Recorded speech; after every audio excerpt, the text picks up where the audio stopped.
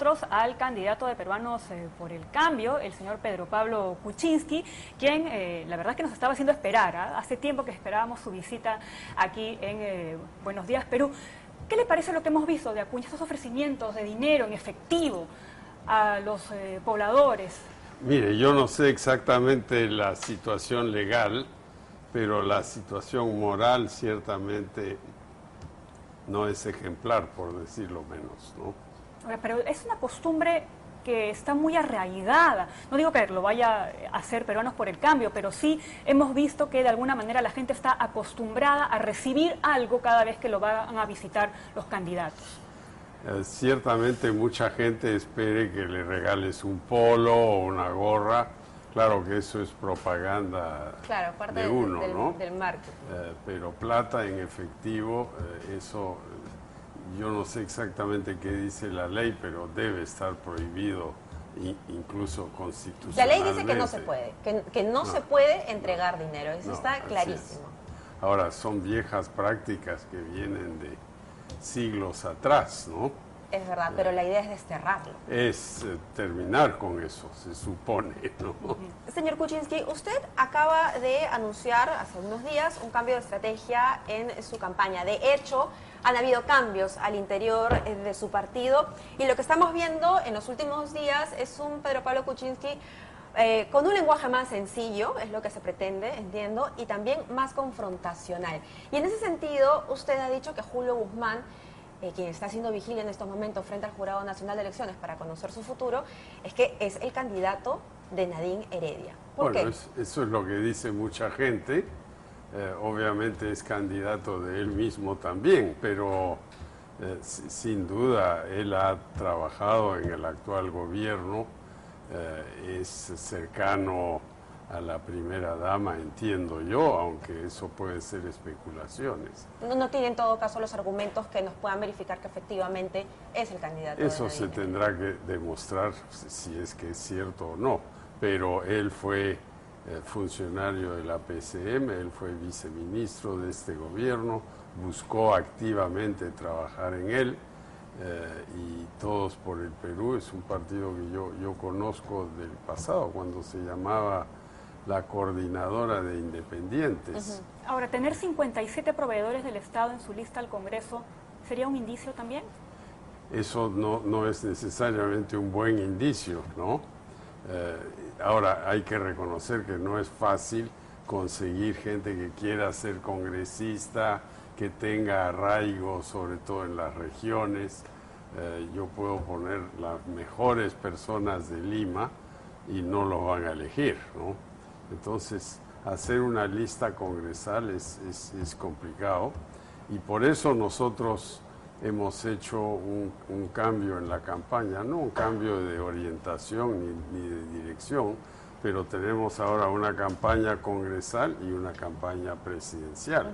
Antes teníamos simplemente una gran campaña, una sola campaña, por eso es que se ha dividido la jefatura de la campaña en dos. Otra de las cosas que usted en este cambio de campaña también ha dicho es que votar por Julio Guzmán es un salto al vacío y que ustedes tienen la experiencia. Lamentablemente, este argumento de la experiencia lo mantiene también Keiko Fujimori, que si bien, digamos, nunca ha sido presidenta de la República, pues sí tiene toda una... Bueno, nunca ha sido ministra. Pero digamos, el fujimorismo tiene una historia, ¿no? Y lo mismo también diría Alianza Popular. Claro, pero yo podría decir que yo soy un gran médico porque mi padre era un gran médico. Ella está diciendo que ella va a ser una gran gobernante porque su padre, según ella, fue un gran gobernante. Esto no es un sistema real donde la descendencia determina el poder, ¿no? Aquí yo creo que el Perú tiene una oportunidad de hacer un cambio, y si nos vamos con candidatos que en realidad no han trabajado dentro de un gobierno, saber cómo se hacen las cosas, cómo se negocia con el Congreso, cómo se hacen los cambios que hay que hacer, vamos a dar un salto al vacío. Yo creo que eso es muy grave. ¿Keiko Fujimori también sería un salto al vacío entonces? Yo no sé si es un salto al vacío. Ella ha organizado muy bien su partido, aunque hay algunas tensiones, entiendo yo, pero ella no tiene experiencia de gobierno. Una cosa es muy distinto ser primera dama de su papi a ser la persona que decide, bueno, ¿qué vamos a hacer, por ejemplo, en nuestras relaciones con China? ¿Cómo vamos a promover que los chinos compren nuestro cobre industrializado en vez de en tierra o concentrados? ¿Cómo vamos a hacer que se reactive la economía sin entrar en un problema fiscal? ¿Cómo vamos a hacer para que un departamento como Huancavelica, donde estuve ayer, donde la pobreza es 55%, sea moderno?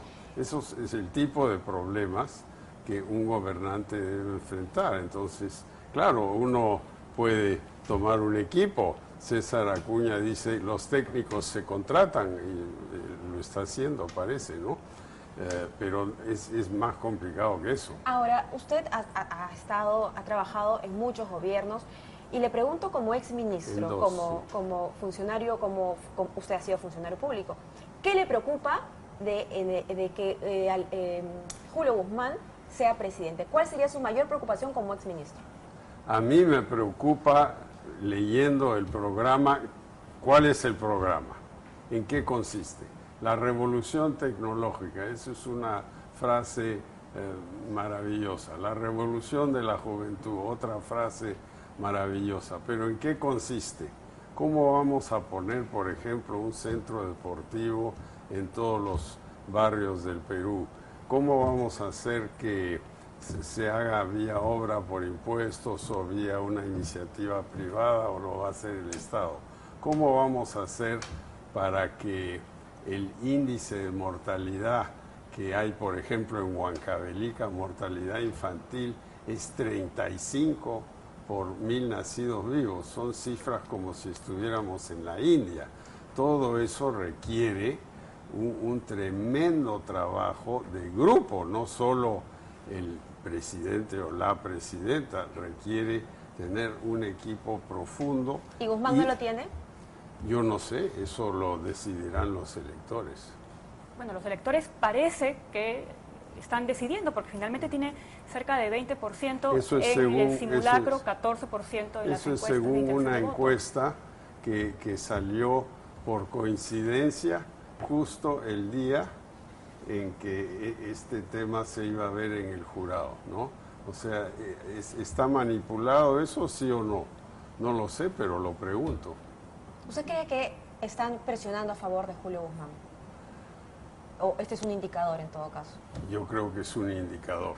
Pero en todo caso, Julio Guzmán lo que está diciendo es que hay muchos interesados, y entre ellos también ha mencionado a su partido, de presionar al Jurado Nacional de Elecciones para que lo saquen fuera de la contienda electoral. No, nosotros no estamos interesados en eso, le deseamos lo mejor, pero sí, nosotros hemos tenido una experiencia creando un partido, trabajando 2 años para cumplir todos los requisitos del jurado. Tuvimos centenares de miles de firmas tachadas por el jurado, tuvimos que hacer un esfuerzo persistente para poder inscribir nuestro partido, nuestras elecciones internas. Bueno, esas reglas se aplican a todos y claro, favorecen a los partidos ya existentes que tienen esos mecanismos, y los nuevos, como el de él y el mío, tienen que hacer un trabajo para entrar, ¿no? Ahora, los analistas, muchos de ellos han señalado que si el jurado le baja el telón al señor Guzmán, los directamente beneficiados van a ser ustedes. Yo lo que estoy haciendo en este momento, y no es ningún cambio de estrategia, es yo viajo por el Perú y doy mi mensaje. Y por ejemplo, ayer en la plaza en Huancavelica había miles de personas y yo les dije, Lima se ha olvidado de ti, porque aquí las encuestas, todo esto es muy de Lima. Pero no me está respondiendo. Si Julio Guzmán sale de campaña, ¿no cree usted que esos votos se irían para PPK? Ojalá, pero yo no estoy promoviendo que él salga para conseguir los votos así. ¿Debería quedarse en todo caso? ¿Cuál cree usted que debe ser la decisión del Jurado Nacional de Mire, Elecciones? es una decisión totalmente técnica, hay requisitos que hay que cumplir y la pregunta es, ¿los cumplió o no los cumplió? Eso es lo que tiene que decidir el jurado.